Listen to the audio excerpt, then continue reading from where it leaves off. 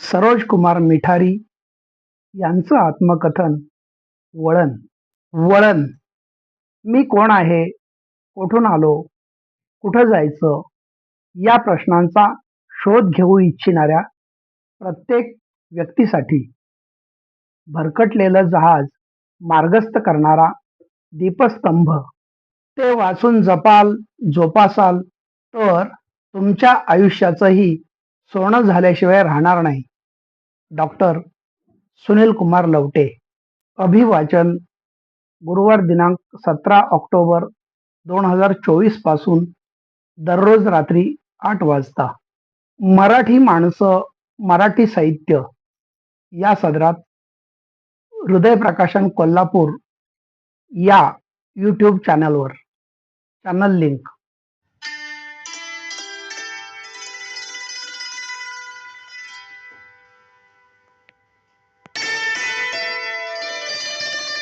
भाग पहिला.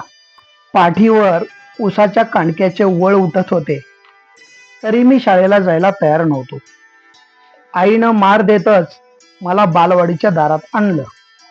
तसं तिथं असलेली मुक्ता आत्ती गडबडीनं पुढं येऊन मला जवळ घेत आईला म्हणाली, मामी, का ग मारतीस नातवाला? पोरग लाल भडक पडले नव. मुक्ता, काय सांगू तुला, शाळा म्हटली की पोरग नुसतं देवळात पळते, दिवसभर हिंडाय पाहिजे आणि शाळेला नाचा पाडा लावते. हे असं करालं तर माझ्या लेकीचं कसं होणार सांग? माझ्या पदरी धोंडा पडलाय. माझं पोरग पण शाळेत गेलं नाही, लेकीच्या पदरातही तसाच धोंडा, आणि आता तिचं पोरग शिकल म्हटलं तर याची ही रड. मी कुणाकडं आशेनं बघायचं? आईनं मुक्ता तिजवळ रडगाणं मांडलं तसा मी मार चुकवून शाळेची खोली जवळ केली. आई म्हणजे माझी आजी. जन्मापासून मी कागल तालुक्यातील सुळकुडात राहिलो, त्यामुळं आजीलाच आई म्हणायचो. मुक्ता आत्ती म्हणजे माझ्या पप्पांची मावस बहीण. तिला इथंच दिलेली मान्यांच्या घरात, आणि तिच्या घराच्या एका सोप्यात आमची बालवाडी भरायची. एवढीच काय ती माझ्या बालवाडीची आठवण.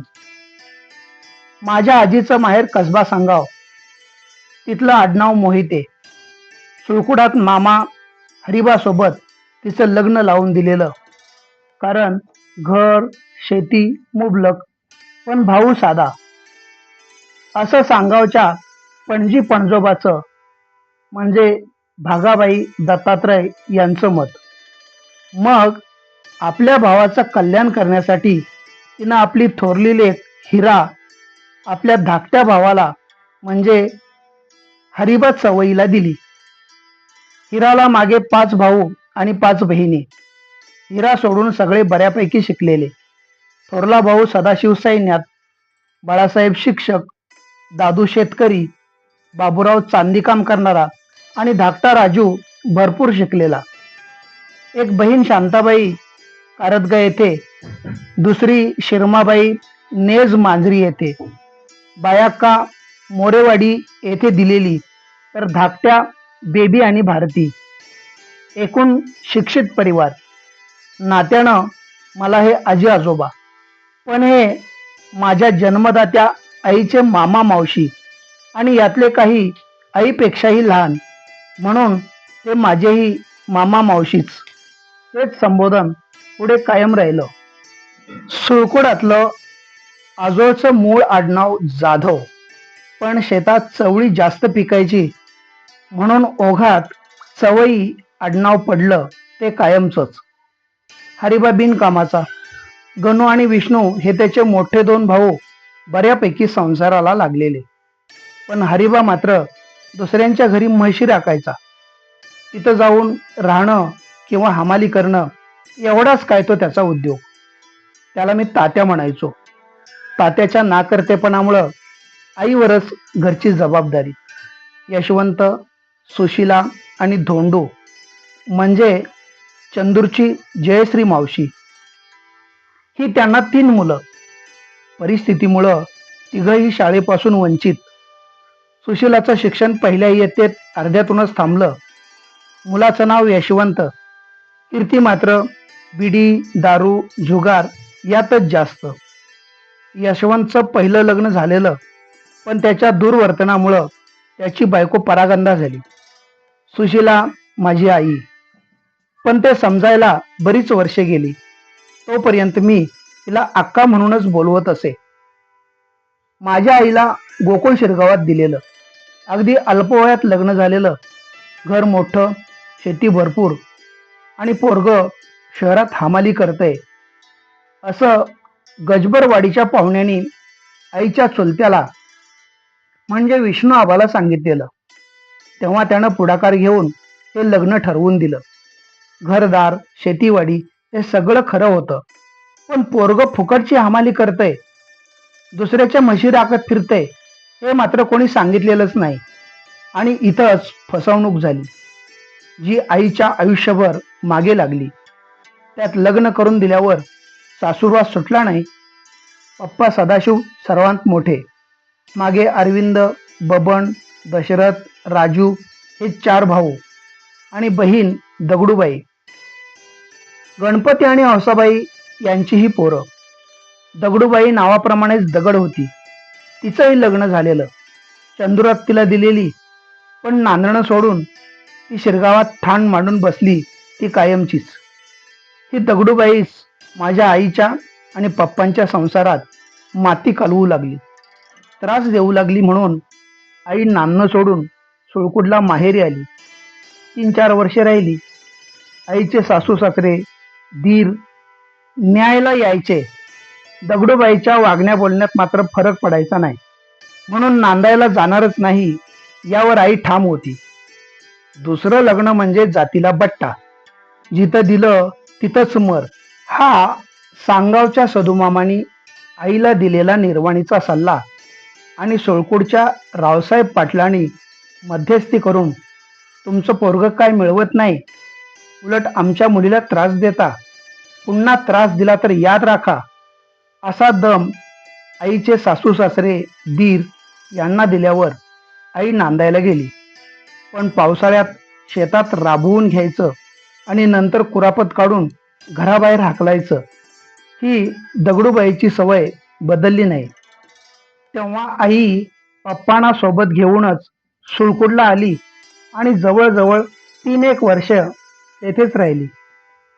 या काळात म्हणजे 24 जानेवारी 1981 रोजी माझा जन्म सुळकुड येथे झाला. यावेळी पप्पा सुळकुडातच पाटलांच्या वाड्यावर म्हशी राखणं, शेण काढणं इत्यादी कामं करायचे, तर आई शेतावर मजुरीला जायची. माझा जन्म झाल्याचे समजल्यावर शिरगावच्या घरची सगळी मंडळी येऊन आम्हाला परत घेऊन गेली. पप्पांचे लहान भाऊ दशरथ व राजू हे तर मला आमच्या अण्णांचं पोरगं म्हणून खांद्यावर घेत गावभर फिरवायचे म्हणे. पण दगडाच्या काळजाच्या माझ्या आत्तीला कधी पाजर फुटला नाही. तिच्याकडून आईला मारहाण, शिवीगाळ असा छळवाद सुरूच राहिला. आईने मला घेऊन पुन्हा सोळकुड गाठले. पुढे काही महिन्यातच वर्तमानपत्रात पप्पांच्या 2 लहान भावांचा म्हणजे दशरथ आणि राजू यांचा अपघाती मृत्यू झाल्याची बातमी आली. ती वाचून गजबरवाडीच्या पाहुण्यांनी आई आणि मला शिरगावला आणलं. एकाच सायकलवरून कोल्हापूरला कामाला निघालेल्या या भावंडांचा महामार्गावरील उजळाईवाडीजवळ ट्रकच्या धडकेत जागीच मृत्यू झाला होता. या दुर्दैवी घटनेनं सारा गाव हळहळला. याची धास्ती सुळकुडच्या आईनेही घेतली आणि काहीही करून दगडूबाईच्या सावलीला आपल्या नातवाला ठेवायचं नाही असं तिनं ठरवलं. दरम्यानच्या काळात माझ्या लहान बहिणीचा जन्म झाला. माझे पाळण्यातले नाव सरोज कुमार. सांगावच्या बेबी आणि भारती या मावशांनी हे नाव ठेवलेलं. बहिणीचं नाव श्रीदेवी त्यांनीच ठेवलं. त्यावेळी अभिनेत्री श्रीदेवी प्रसिद्धीच्या झोतात आलेली आणि बहीणही दिसायला सुंदर, म्हणून ते नाव ठेवलं. पुढे पै पाहुण्यांच्या तगाद्यानंतर शिरगावात आई पप्पांना राहण्यासाठी एक पडवी मिळाली. त्यात आम्ही राहू लागलो. मला मात्र लहानपणापासून मामाची सवय झालेली. मी शिरगावला आल्यापासून मामाही अस्वस्थ असायचा. एक दिवस मामा मला भेटण्यासाठी शिरगावला आला. त्यावेळी मी त्याचे बोट धरून परत सुळकुडला राहायला गेलो. शिरगावात आता आई पप्पा व लहान बहीण असे तिघेच राहत होते. घरच्या भांडणातून दगडू हत्तीने एकदा भर पावसात या तिघांना घराबाहेर काढले. तेव्हा ते शाळेच्या आश्रयाला गेले. त्यानंतर मारुती मंदिरात राहण्यासाठी गेले. गावातील काही लोकांनी त्यावेळी 5 गावचे पोलीस पाटील असलेल्या उजळाईवाडी येथील धुळा माने यांच्या कानावर ही गोष्ट घातली. आईलाही त्यांना भेटून गारांनी सांग असा सल्ला दिला गेला. आईनं पोलीस पाटलांना घरची परिस्थिती सांगितली. पोलीस पाटलांनी गावच्या चावडीत येऊन पंचांसमोर निवाडा केला. मग मात्र घरच्या कुरापती तात्पुरत्या थंडावल्या. त्यानंतर आई गावात मिळेल ती कामं करून गुजराण करू लागली. यातूनच गावातील मास्तरांचे घराणे आईला आधारवत ठरले. मास्तरांचे बापू म्हणजे बळवंत दत्तू पाटील. कमलाकर मामा, काकी, ताई, माई यांच्यासह घरातल्या सगळ्यांनीच आईला मुलीसारखा आधार दिला. मास्तरांचा वाडा आमच्या हक्काचे घर झाले. सुळकुडातून मी किंवा अन्य कोणी शिरगावात आले तर मुक्काम मास्तरांच्या वाड्यातच व्हायचा. पण पप्पा नेहमीप्रमाणे दुसऱ्यांच्या म्हशी राखायचे. तर आई गावातील लोकांच्या घरी धुणी भांडी सारवण करायची. आडातून पाणी आणणं, शाळेत मुलांना दूध वाटणं आदी कामेही ती करायची. या काळात मी सुळकुडातच वाढलो. सुळकुडातही घरचे दारिद्र्य तसेच. गावात मध्यभागी एक छोटेखानी चौक. मुक्कामाला आलेली एसटी रात्री या चौकातच थांबायची. चौकात दक्षिणेला तोंड करून असलेली गाव चावडी. या चावडीच्या मागेच काही अंतरावर रस्त्यालगत आमचे पूर्वाभिमुख 2 खोल्यांचे माळी वजा साधे घर. बाजूला ज्योती मामा, अंदू मामा, तर मागे भगवान मामा, बळी मामा यांची घरं. घरासमोर मुस्लिम वस्ती, वस्तीला लागून लिंगायतांची काही घरं आणि पलीकडं दलित वस्ती. इथलेच एक जण स्वातंत्र्यपूर्व काळात नेताजी सुभाषचंद्र बोस यांच्या आझाद हिंद सेनेत सहभागी झालेले. तेथील शाळेतील मुले हे मोठ्या अभिमानानं सांगायची. घराच्या डावीकडं कोळी, काही अंतरावर परीट, पुढे शिंपी, माळी यांची घरं, तर मागच्या गल्लीला सुतार आणि नाभिकांची काही घरं. बाकी गावात जंगम, तेली, कुंभार, वाणी, खोत आदींची घरं. पाटलांचे वाडे तर मोठ्या संख्येनं. चावडीच्या समोर उत्तरेला तोंड करून असलेलं मारुती मंदिर आणि याच मंदिराच्या उजव्या बाजूला ग्रामदैवत असलेले पूर्वाभिमुख म्हसोबा मंदिर. मंदिराची वास्तू आणि उंच शिखरावरील सुंदर मूर्तींचं रेखाटन भव्य व नजरेत भरणारं. या म्हसोबाची वार्षिक जत्रा नवस दंडवतानं भरलेली. 4-5 दिवस जत्रेचा जल्लोष चालायचा. पुढे काही अंतरावर गजबरवाडी रस्त्यावर गुपित म्हसोबाचं आणखी एक मंदिर. एकूणच समाजाच्या एकरूपतेचे सुंदर दृश्य गावात दिसायचे. या सर्व ठिकाणी माझा वावर असायचा. सर्वांची परिस्थिती सारखीच. त्यामुळे कोण कुठल्या जातीचा हा प्रश्न मनात कधी आलाच नाही. मला सर्जा या नावानेच येथे सगळे हाक मारायचे. समोरच्या महम्मद भैयाच्या लग्नातली दिवसभर मी केलेली नुसतीच लुडबुड असो, की त्यांच्यातील कोणी मयत झाल्यास दफनविधीसाठी तळ्याकाठी जाणे असो, वा मोहरम उत्सवात दस्तगीर चाच्याबरोबरचा उत्स्फूर्त सहभाग, हे सर्व तिथल्या एकसंधतेचेच दर्शन होते. आमच्या घरात कायम अंधार. त्यामुळं म्हसोबाच्या मंदिरातील विजेचे दिवे मला आकर्षित करत. जवळच्या दलित वस्तीतील अनेक मुले अशीच माझ्यासारखी आश्रयाला तेथे आलेली. म्हसोबाच्या आरतीसाठी रात्री नगारा वाजवायला आमची चढाओढ असायची. गावात नुकताच दूरदर्शन संच आला होता. म्हसोबा मंदिरात एका मोठ्या पेटीत घालून तो ठेवलेला. केबलवर रोज रात्री अनेक मराठी हिंदी सिनेमे पाहण्यात कित्येक रात्री या मंदिरातच आम्ही घालवल्या. गावात काही निवडक लोकांच्या घरीच टीव्ही होता. रामायण महाभारत पाहण्यासाठी आम्ही जथ्याने या वाड्यात जायचो. मग तो सरदारांचा वाडा असो, शेखर पाटलांचा वाडा असो, नाहीतर खाली पापा पाटलांचा वाडा, हे वाडे नेहमीच खुले. सुळकुड हे गाव महाराष्ट्राच्या सीमेवर. आजूबाजूला गजबरवाडी, कुन्नूर, पोगनोळी, आडी या कर्नाटकातील गावांच्या हद्दी. त्यामुळं येथे मराठी आणि कन्नड या दोन्ही भाषा बोलणारे लोक. गावच्या उत्तरेला असलेल्या पूर्ववाहिनी दूधगंगा नदीने गावाला हिरवाई दिलेली, पण पावसाळ्यात महापूर आला की तिचं रौद्ररूप पाहून काळजाचा ठोका चुकायचा. अगदी मशिदीपर्यंत किंवा कधी कधी त्याच्याही पुढे महापुराचे पाणी गावात शिरून मोठे नुकसान व्हायचे. बुधवार हा गावचा आठवडी बाजार. आजूबाजूच्या गावातूनही लोक बाजाराला यायचे.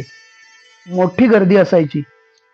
सुळकुडच्या आमच्या शेतात सीताफळाची झाडे भरपूर. हंगाम असला की आईसोबत सीताफळे घेऊन बाजारात विकायला बसायचो. एकदा उन्हाळ्याच्या दिवसात घरी खायला काही नव्हते. आई कामावर गेलेली तर मामा बाहेर. भूक तर जोरात लागलेली. बाजारात गावातील देसायांचा कलिंगडांचा स्टॉल होता. त्यांनी खराब कलिंगडे बाजूला काढून ठेवलेली. काही मित्रांना घेऊन बाजारातील त्या कलिंगडांच्या स्टॉलवर गेलो. खराब कलिंगडे आमच्या म्हशीला घेऊन जातो असे त्यांना सांगितले. त्यांनीही ती दिली. ती घेऊन मारुती मंदिराच्या वरच्या मजल्यावर जाऊन त्यातील उरलेला चांगला भाग मनसोक्त फस्त करून आम्ही भूक शमवली. ग्रामपंचायत चौकातील गुलमोहराचे मोठे झाड आमच्यासाठी जवळचे, कारण बऱ्याचदा भुकेपोटी या झाडावरची लाल पिवळी फुलं, तसेच दुसऱ्यांच्या शेतातील ऊसाची कांडी खाऊन अनेकदा तृप्तीचा ढेकर दिला.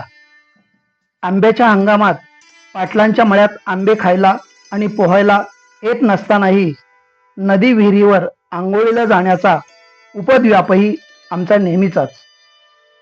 गावात एकदा गारुडे आलेला. त्याच्या सापाबरोबरच्या संवादाला मी गर्दीत दाद दिली, तर पठ्ठा गावभर खेळ करण्यासाठी मलाच घेऊन फिरला आणि मीही भीम पराक्रम करून दाखविल्याच्या आविर्भावात त्याच्यासोबत गावातून फिरत राहिलो.